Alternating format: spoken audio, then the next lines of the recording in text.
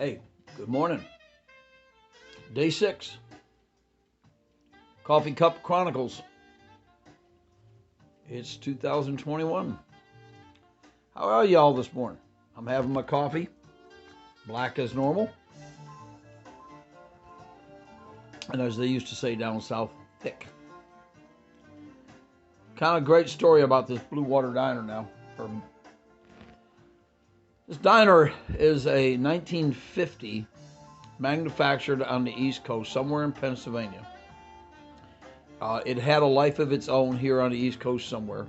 Some man bought the diner, had it shipped all the way out to Washington State, put it on a ferry, moved it across the bay from Seattle over to Bainbridge Island, and set it up as exactly what it was, a diner. And that was something new to the West. They had little coffee shops, they had all that kind of stuff, but never a diner. Cost him $1 million by the time he was done. The backstory of this diner is there's two that I'm aware of that are identical. It was, like I said, this company built them and shipped them all up and down the East Coast. So the first one I remember, of course, is called Robert's Diner in Depew, New York. Now, I lived in Lancaster, a little suburb next to Depew, which is next to Cheektowaga, which is a Buffalo suburbs, or suburbs of Buffalo. So it goes Buffalo, Cheektowaga, Depew, Lancaster.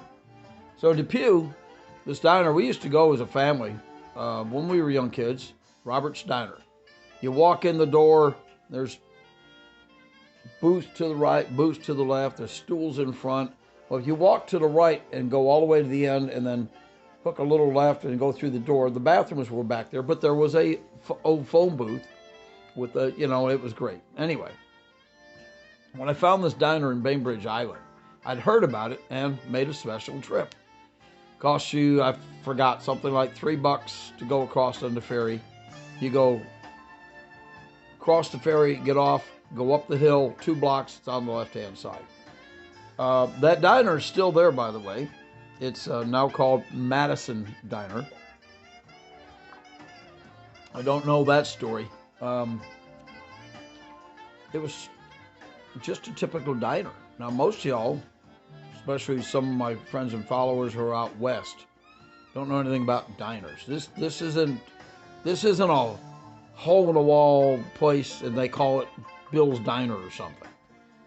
This is a true, not only true diner, but true-looking diner. You have to look it up. It's called Madison Diner, Bainbridge Island, Washington State. So anyway, we used to go to the one on Broadway in Depew. And when I came back, 81 to 83, I went back. The same gentleman who owned it back in the 60s to 70s still owned it, still knew everybody that came in through the door. He eventually sold it to his daughter. His daughter eventually sold it to someone else. So I'm sitting there in 82, I think it was, with my daughter, Jen, and we're having coffee. And I'm looking over behind the counter, and I'm going like, she looks familiar. Now, my daughter, so glad she loves Dad. She said, Dad, what are you doing? I says, I think I know that lady. Well, come to find out, this lady was Mary Ann. She was Jen's mother, Mary Jo.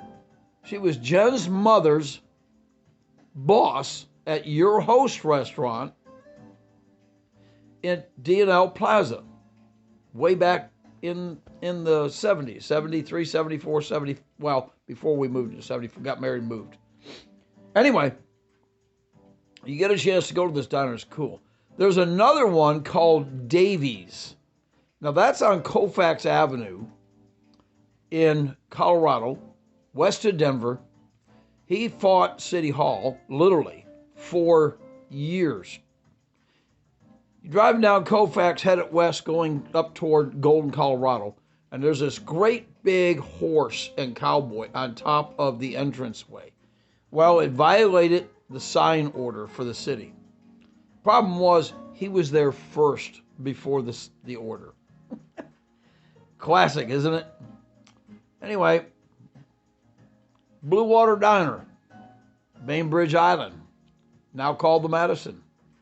In your travels, if you get to go, go. Hey, if you're back east or you are back east, make some memories. These are all memories for me. But go to a diner. It's got great food.